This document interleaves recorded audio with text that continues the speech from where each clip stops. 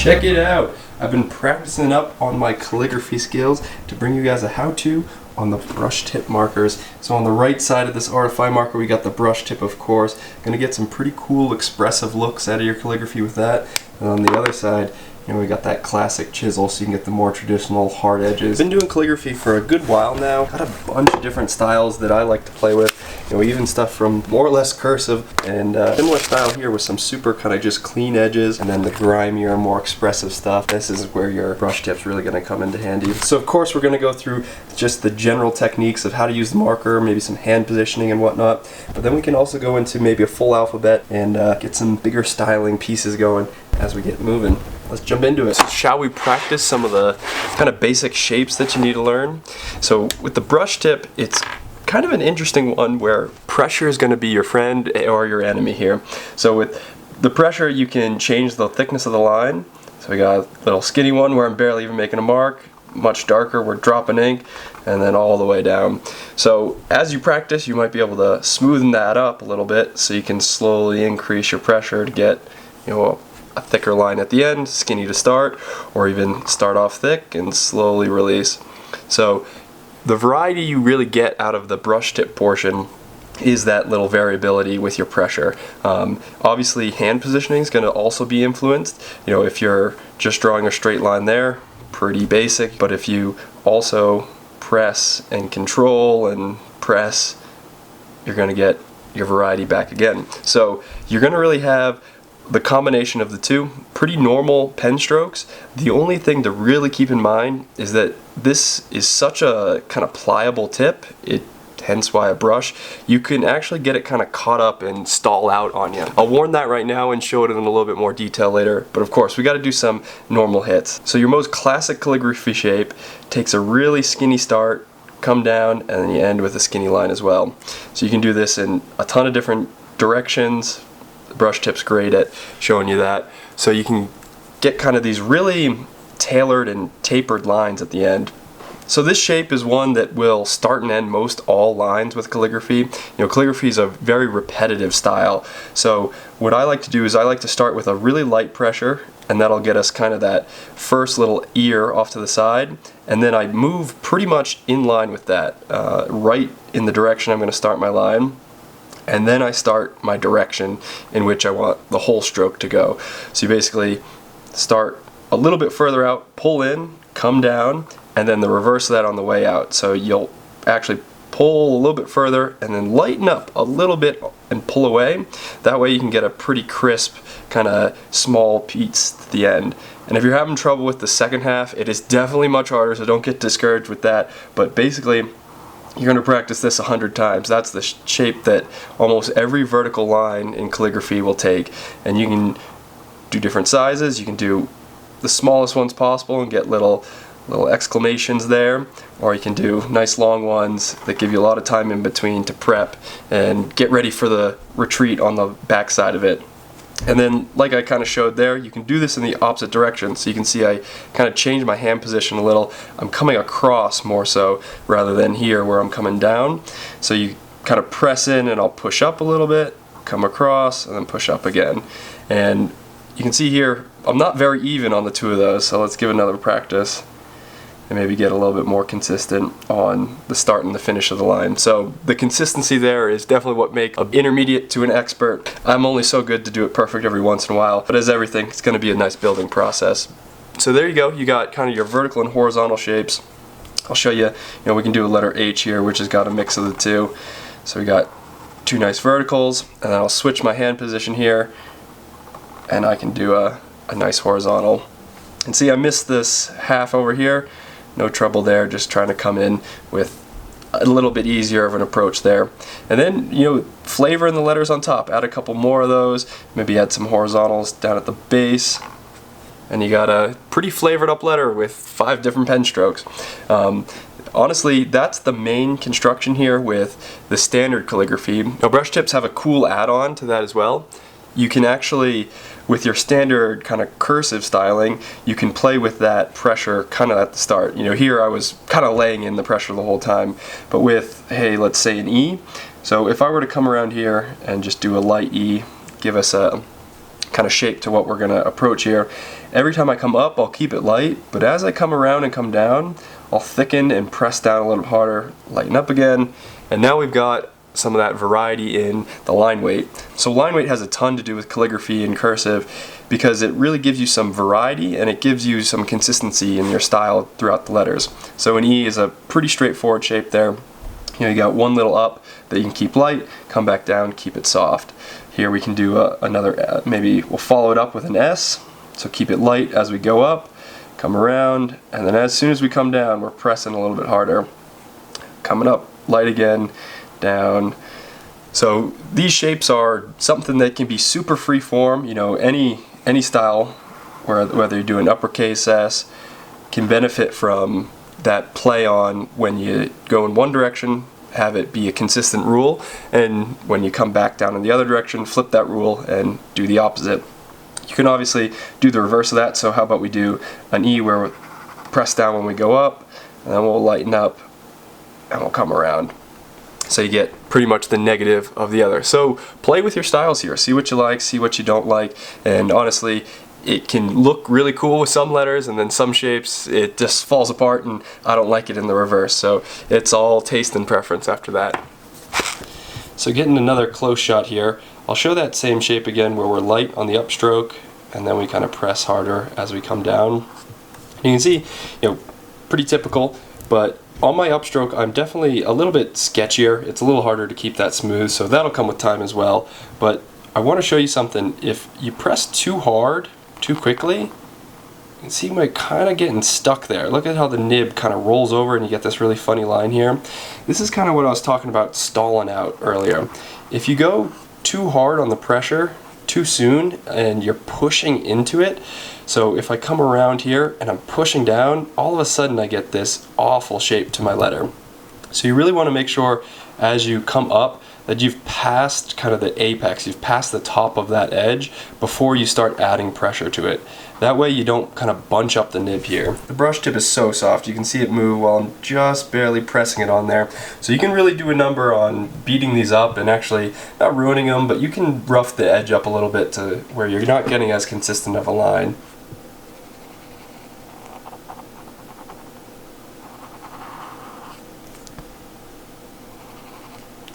And you see it kind of just flops down and gets all nasty if you go too early. Versus a nice good one where I'm now starting. And you can see that rounds real nicely too. It's just as I come across, I'm pressing down and following that out. So keep that in mind if you see your shapes start getting a little bit rough or you're feeling like you're breaking your nib a little bit. Maybe lighten up on your strokes a little and it'll save you a little bit of time and headache. So let's do a quick round here with the same techniques but with that regular chisel tip, and you can see how they're very similar. So with the regular chisel tip, maybe we'll just do a quick session there. It's actually maybe a little easier to learn on, so take your own. Maybe you learn on the harder, so your regular chisel is easier to follow, or maybe you learn on the easy and practice up on the brush tip later. But very similar approaches here. You can see I'll come down first, across, finish out down. And these are huge chisels, so you can see I've got a very consistent and thick line there versus something where maybe I turn my chisel and I've got a little bit skinnier line going up. So little variety there. Or you can even do the very small chisel on the tip there, and you get a pretty much square line where you don't get the extra added edges to your chisels. And obviously that gives you a much more square approach versus the calligraphy where I'm definitely a little more fluid. You know, you can see it's smoother, you get a change from contour, whereas this, you know, I'm not drawing large enough to really get much change in the contour of the edge of the marker. Here I can play that just with my pressure and I get a little bit, you know, saucier of a variety. Well, I think maybe I'll walk through some other tips as I do a quick alphabet for you. Big blank sheet of white here, so I'm going to give myself plenty of real estate here. get free form and see what we come up with. You can see I've got my hand position. Definitely, you know, my normal pencil is kind of in the corner here. I'm way out here supporting the marker so I can get some wider approaches, as well as I can get, you know, that pressure, a little bit more variety. So I'm just kind of rolling my hand down. And you see I've turned it for my horizontal. Got a few of those for the A. And check that out. Pretty smooth, consistent A. And then we can add some extra hit ups here. Make sure it gets some flavor to it.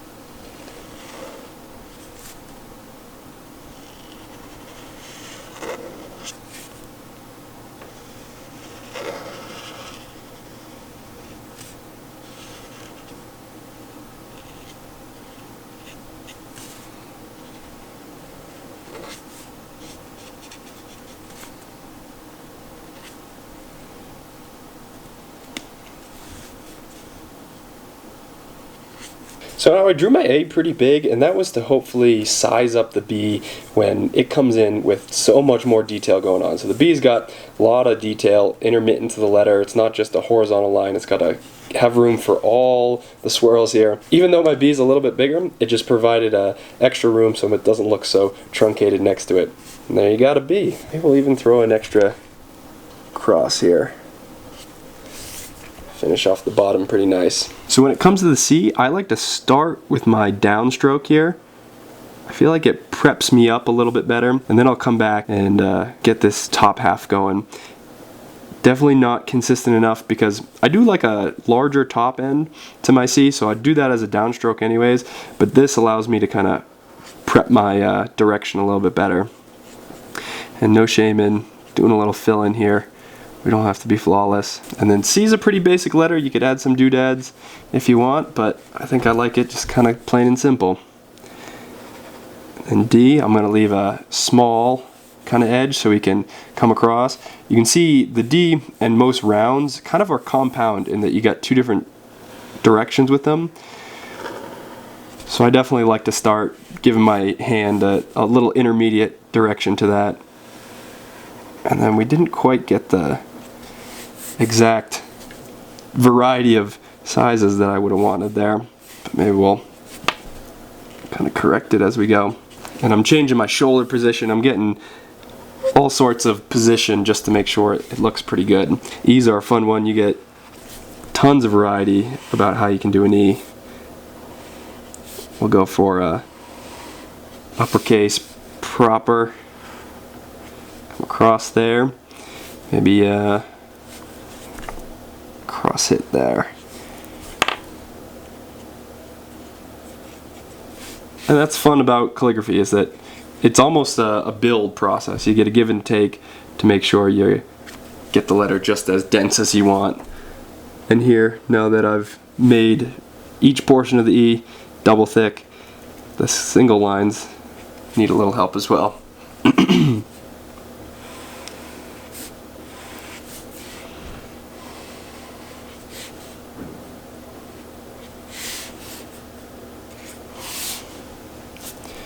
And then for G, maybe we'll do a skinny top, unlike the C. Get a little change up there. Switch my hand position. Get a horizontal. Let's do a big old swoop.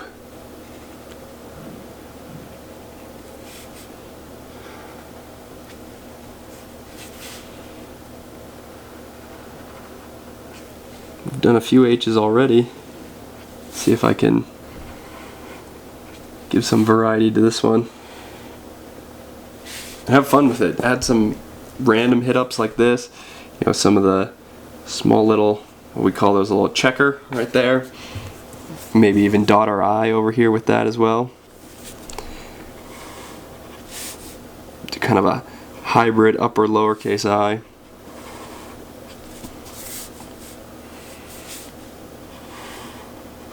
It's funny, I always feel the need to take simple letters like the J and throw a ton extra on top to make them compete with all the extra kind of data and hit-ups that other letters have. Oh, K's are a fun one for sure. I like to come across like this, and then start really skinny here, and do a big old leg kick out. And then got to get that underhook. Add some aggression to it.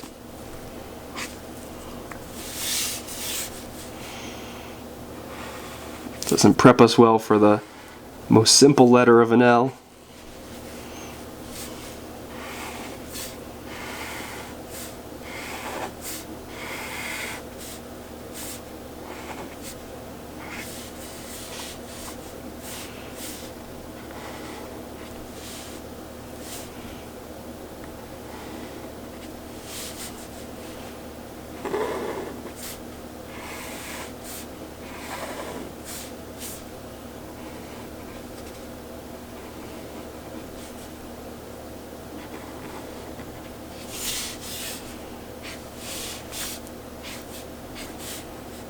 We should use some more hits on those guys. And then, I haven't really been mentioning the pressure here because a lot of these, letters back to back don't have a ton of the circle features on them. But with the O, say we prep ourselves again with the kind of just basic, and then we can use that as a trace. So coming down, nice and thick, nice and light, come across, heavy again. An exterior hit, a little check inside. Something we can definitely revisit on the cue. Soft, heavy. I'll come through a big swirl there. It didn't quite get the tail end here, so I'll just touch that up a little.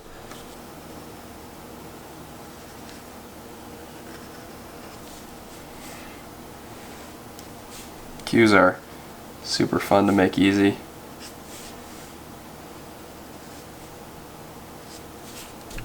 Ooh, another fun one with the R.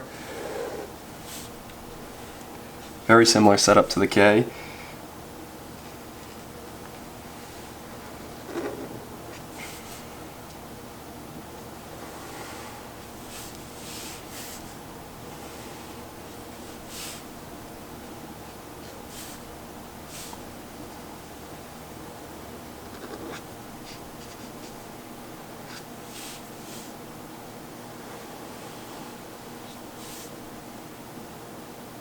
And S's are funny too, because you can, do that super big cursive S. I'll show that in a little bit.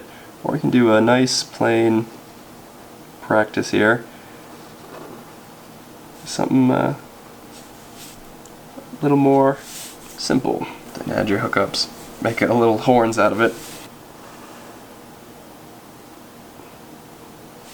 Now the last few letters here, you'll have to let me know if you have any creative suggestions for making these a little bit more detailed, because they're very simple. U's, V's, W's, they're all kind of basic, and I'm definitely not as familiar with saucing them up.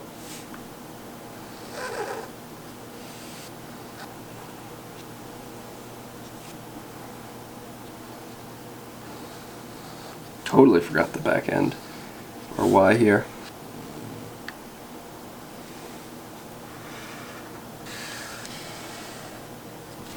That's a fun Z. I hit a full sive now.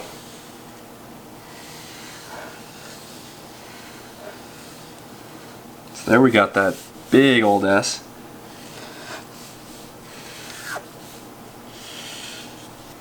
And then maybe let's mix in a little bit more traditional cursive.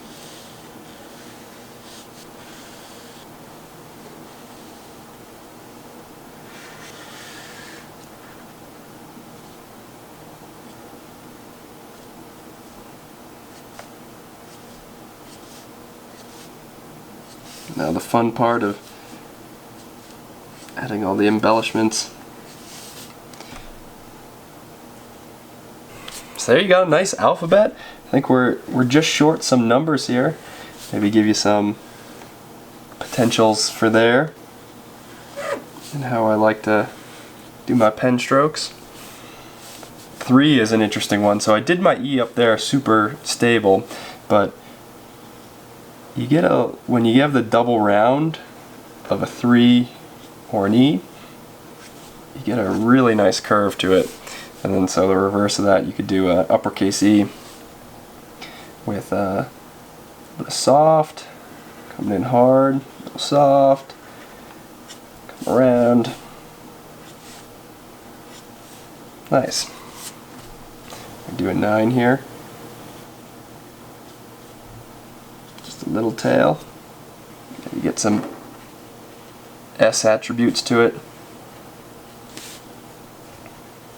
So yeah, you really just got to feel it out. Find some hits that give you practice and some cool little shapes, and then just kind of add that up as your new pen stroke.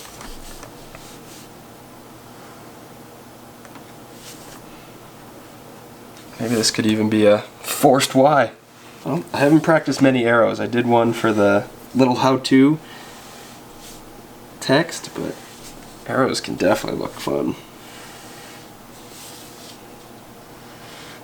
Every stroke's a different pen direction. Got a question mark or two.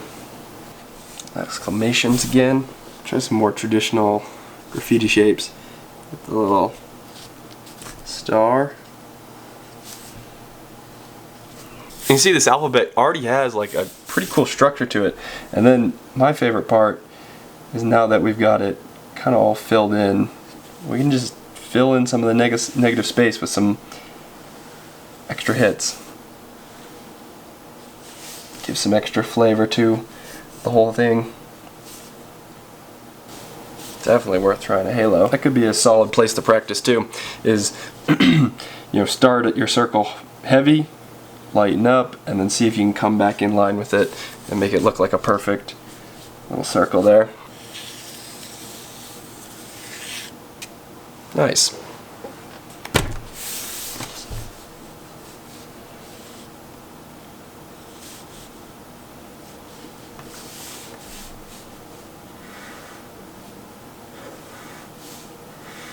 Ooh.